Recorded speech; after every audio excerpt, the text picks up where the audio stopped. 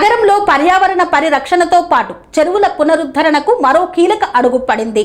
చర్లపల్లి చెరువు అభివృద్ధి పునరుద్ధరణ పనులకు భూమి పూజ చేసిన బండారి లక్ష్మారెడ్డి.